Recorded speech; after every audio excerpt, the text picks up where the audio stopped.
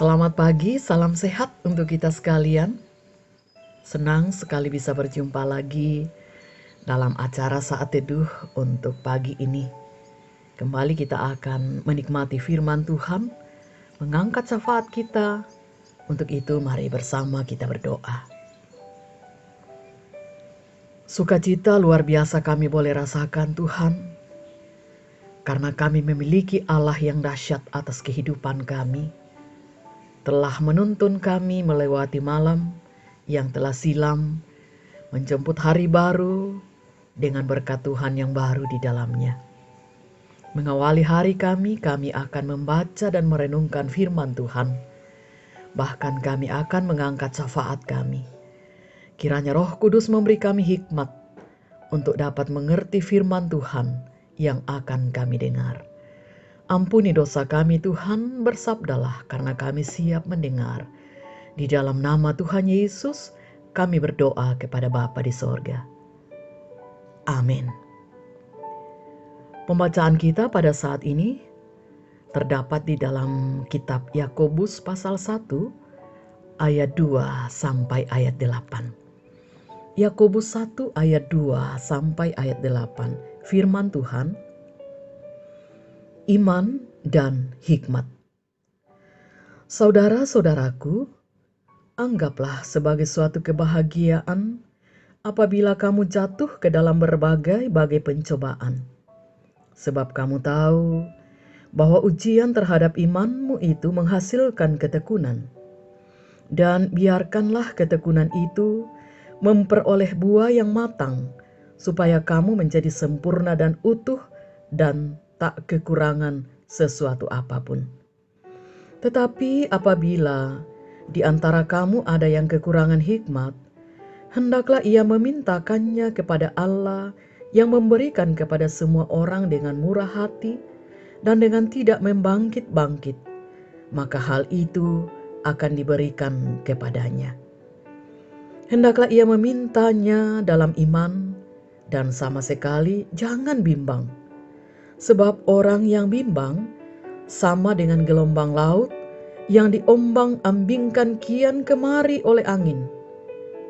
Orang yang demikian janganlah mengira bahwa ia akan menerima sesuatu dari Tuhan. Sebab orang yang mendua hati tidak akan tenang dalam hidupnya. Haleluya. Amin. Pencobaan, hikmat, iman, itu tema kita saat ini.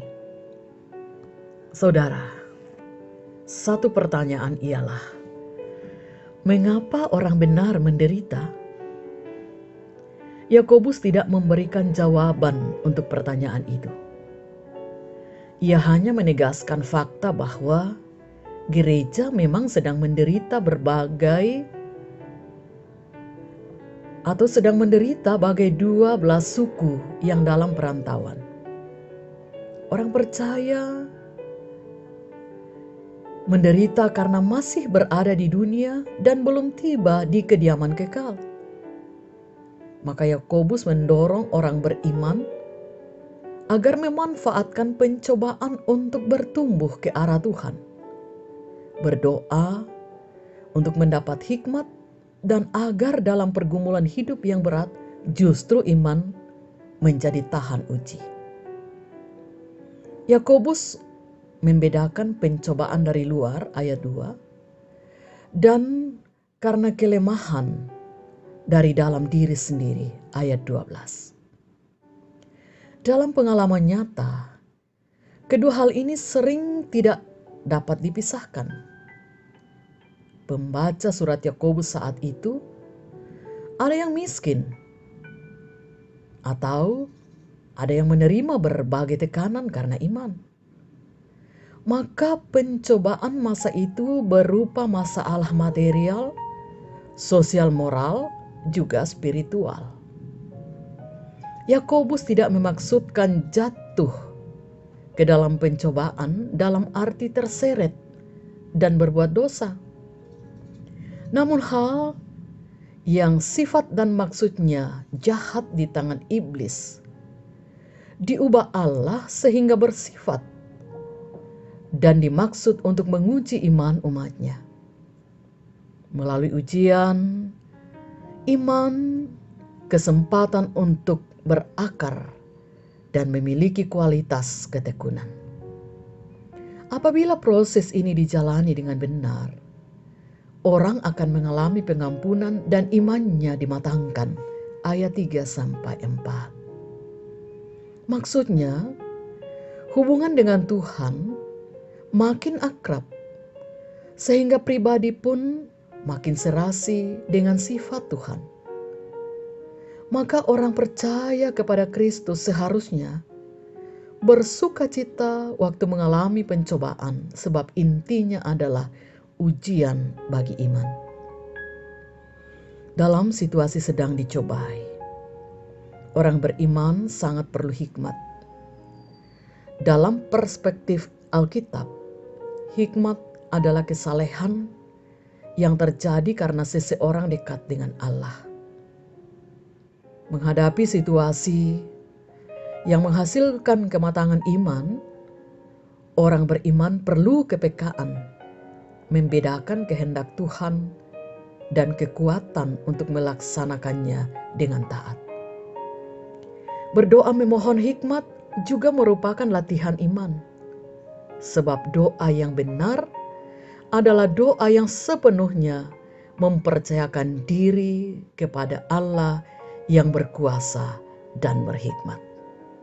Sebab itu, tetaplah kuat walaupun di dalam pencobaan, milikilah hikmat dan imanilah itu dalam hidupmu.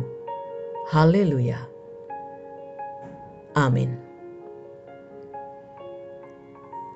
Mari bersama kita mensyukuri kasih Tuhan, berkat Tuhan, serai mengangkat syafaat kita kepadanya. Tentu juga kita membawa seluruh harapan-harapan kita, baik di tengah keluarga, dalam pekerjaan, juga di tengah masyarakat bangsa, khususnya dengan adanya pandemi virus corona saat ini. Mari bersama kita berdoa. Segala puji syukur kami angkat bagimu Tuhan, untuk kesempatan kami boleh mengawali hari kami dengan merenungkan firman-Mu di saat ini. Meteraikan firman-Mu Tuhan di dalam hati kami. Kami bersyukur bahwa kami dimungkinkan pula untuk menjalani hari kami dengan tetap berharap dan mempercayakan seluruh kehidupan kami juga hanya kepada Tuhan. Saat ini Tuhan, kami berdoa bersama, membawa seluruh sukacita kami. Biarlah Tuhan dimuliakan di saat kami sedang bersukacita. Dan kami membawa sejumlah harapan-harapan kami, termasuk di tengah keluarga kami, dalam berbagai hal, dan juga di dalam pekerjaan, usaha, dan pelayanan kami. Tuhan, kami percaya Engkau Allah yang setia, yang senantiasa mendengarkan setiap permohonan kami, dan Engkau pasti menjawab kami dengan cara yang Tuhan telah aturkan menurut waktu Tuhan untuk setiap kami. Kami mendoakan keluarga kami yang sedang sakit, yang bergumul karena berbagai persoalan hidup, terlebih untuk seluruh anak bangsa di tengah pandemi virus corona. Tuhan, kami percaya melalui ketaatan kami untuk secara sendiri ataupun bersama-sama menciptakan dan mengupayakan untuk memutuskan penyebaran virus corona itu akan membuat badai ini pasti akan berlalu. Para pemimpin kami, seluruh aparat negara, para medis, relawan, kiranya Tuhan memberkati. Kami mendoakan anak-anak kami dalam pendidikannya di setiap jenjang. Tuhan pun kiranya memberkati. Tuhan tolong kami di tengah masyarakat dan bangsa, bahkan di dunia ini.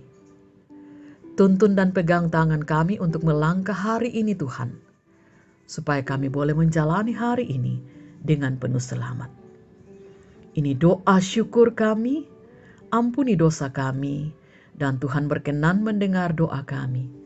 Di dalam Tuhan Yesus yang adalah Tuhan dan Juru Selamat kami yang hidup. Haleluya. Amin. Demikian ibadah kita. Selamat beraktivitas, Tuhan Yesus memberkati, dan salam sehat untuk kita sekalian.